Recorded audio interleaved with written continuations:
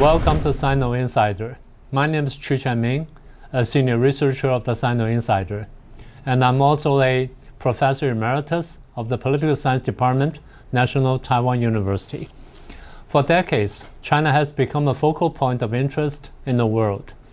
People around the world watch, analyze, and make predictions about what's going on in China, but oftentimes prove to be either inaccurate or just misleading. There are reasons for it. China, it is currently officially called the People's Republic of China, or short as the PRC. It's ruled by the CCP, or the Chinese Communist Party. The party itself was established in Shanghai in 1921, and it was built upon the principles of the Marxist and Leninism, and also with an intention to overthrow the old, corrupt Chinese society. Because this is a revolutionary party, so it has to be small, competent, and secretive. And in a sense, it shares the common characteristics like most underground or underworld organizations. In an organization of this nature, power is important, and power struggles are usually cruel, mean, and merciless. In order to survive in a situation like this, one has to join or form factions. Without the proper knowledge of faction or factional struggles, it would be extremely difficult for one to understand China's mentality, decision-making, and behavior pattern, hence the misjudgments. Based in New York, Sino-Insider was established in 2017. Many of our team members come from mainland China originally. They lived and worked there for many years, and they have gone through a series of political movements and campaigns. Some of them were even involved in the factional struggles to a certain extent. It was after they have left mainland China and breathed the free air of the outside world for many years, can they then eradicate the penetrating influence of the dark ubiquitous of the party culture of the CCPs. Sino-Insider is a completely independent organization. We are free from interference and influence of any governments, political groups, or political parties, especially the Chinese Communist Party. Our specialties cover Chinese politics, personnel shovels, social and economic change, and its foreign behavior. As we see it, one would encounter three levels of difficulty in analyzing the CCP or the PRC. The first one being technical. The Chinese communists are very good in propaganda. They have their unique way of language expressions and thought pattern, but we can accurately decode them. The second being the thought or the ideological level. To many people, China is just another country. But let me assure you, that's absolutely incorrect. It is built upon the teachings or the principles of Marxism and Leninism, with many additions made by Mao Zedong, Deng Xiaoping, and nowadays Xi Jinping. That is to say, the Chinese Communist Party has a very different worldview or view toward history, which is rather different from those of ours, and that's what we call the party culture. For instance, in the special political report delivered by the Party Secretary General to the Party Congress held in every 5 years, there is always a section entitled Situation and Mission. The contents is not as naive or innocent as it appears. In essence, it means assessment of the revolutionary situation of the current time and our mission for tomorrow. So you can tell how different they are from those of ours. And the third level being the pattern of development of human history. We know that in the West, science and the underlying methodology is usually accepted as the only way to acquire knowledge. And it literally affects all the academic disciplines, be they physics, chemistry, biology, medicine, history, or even society. But has it ever occurred to you that this way of thinking may be a little bit too mechanical? In traditional China, it is generally accepted that there exists a certain pattern of development of human society, and we share that view. Although Sino-Insider is a relatively young company, but we have managed to come up with an impressive track record. I would like to take this opportunity to present to you our track record, which can be divided into 4 categories. The first one being the top echelon CCP personnel shovels. Prior to the convention of the 19th Party Congress of the CCP held in 2017, We made predictions about the personnel shuffle, standing committee of the Politburo, and of the Politburo itself, and also of the Central Committee. For the 7-member standing committee of the Politburo, we were 100% correct. We were correct about the names, about the ranking, and also about the job assignments. So that's 100% correct. For the Politburo itself, it has 25 members, and we were 80% correct. And the difficult part comes with the Central Committee. It has more than 200 members. Our accuracy rate reaches as high as 80%. To the best of knowledge, if I'm not mistaken, we're unique in the circle. Secondly, also in the 19th Party Congress, we predicted that Xi Jinping would not appoint his political successors. And in the first plenum held a few days later, neither Hu Chunhua nor Chen Ming'er were promoted into the standing committee of the Politburo. And thirdly, as for Wang Qishan, the staunch political ally of Xi Jinping's, we predicted in October 2017 that he would become the vice president of the state, namely of the People's Republic of China. 5 months later, in the National People's Congress held in March 2018, he was appointed the vice president.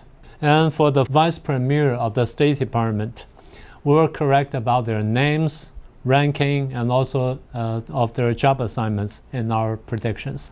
The second category is China's economy. In the first quarter of this year, we predicted that China would probably pursue an easy money policy. And surely enough, both in January and in May, we have witnessed that the Central People's Bank has dropped its RRR rate for more than once, namely the required reserve ratio. And it also adopted the policies like targeted adjustment and reverse repurchasing agreement, releasing a total of 3,700 billion RMB. That's a lot of money. Secondly, we predicted, because of the low liquidity facing the economy, that many Chinese companies would have to sell or even dump their real estate to pay back their debts. From April to June of this year, we have witnessed at least 2 major companies. In Chinese, one is called Haima汽车, an automobile company, and the other one is called Minfeng Paper Company. They made public their sale of a total of 437 pieces of real estate to pay back their debts. And thirdly, the gold price in China. Because of the poor investment environment, in the first quarter, we predicted that the gold price in China will go up. By the 19th of June, the price of gold reaches as high as $1358.03 US. So that is a 6.09% of increase from January to June. The third category is US-China relations. As early as January the 2nd, 2018, we predicted that the trade war between the United States and China seemed unavoidable. And on June the 15th, President Trump declared that it will be a tax increase on Chinese goods. So that means we're about 5.5 months ahead.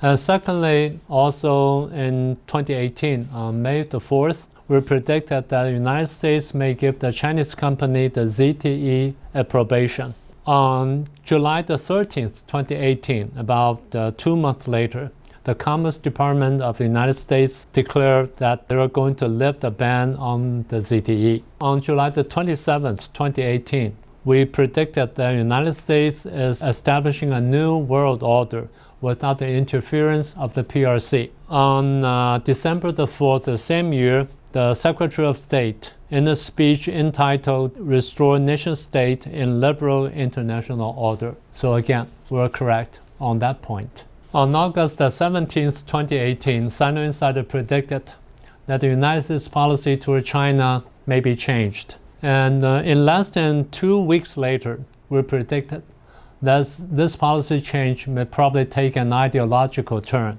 And October the 4th, Vice President Pence delivered a speech in Hudson Institute, which was a famous one, which addressed the question of Sino-US relations, and he clearly said that our policy toward the PRC has changed. Furthermore, on the first day of this year, January the 1st, 2019, we predicted that before June, it is likely for President Trump to raise the tax rate of Chinese goods, $200 billion worth of Chinese rate, from 10% to 25%. And on the second half of this year, 2019, for another $267 billion worth of Chinese goods, the tax rate will probably be increased from 10 to 25%. On May the 5th, President Trump that he'll increase the tax rate on all Chinese goods. And among them, $200 worth of Chinese goods, the tax rate will be increased from 10 to 25%. We're 100% correct on that one. And 25% of tax rate will quickly be applicable to another $325 billion worth of Chinese goods. So we're 5 months ahead. The last category has to do with the Korean Peninsula. On March 26, 2018, we predicted that Kim Jong-un might have to come to an agreement with Xi Jinping.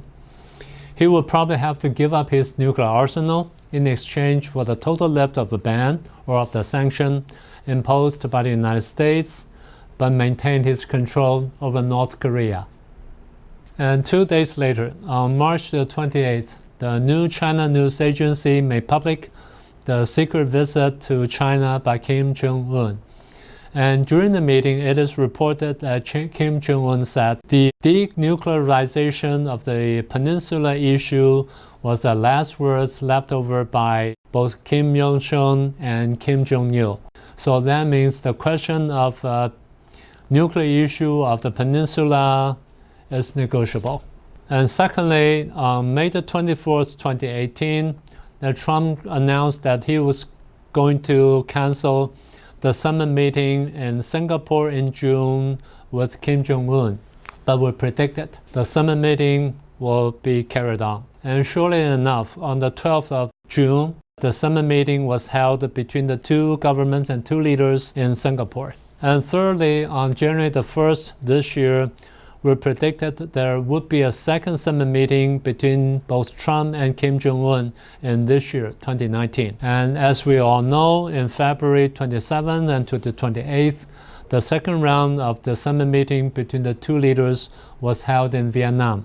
Despite the meeting didn't go too well, but a meeting is a meeting. Finally, before I conclude today's program, let me say a few words about how we SinoInsider can help you. If you become our member, our registered member, we'll provide you with the in-depth analysis and predictions about China, about China's politics, foreign policy, etc. So that's all for today's program. Thank you for watching.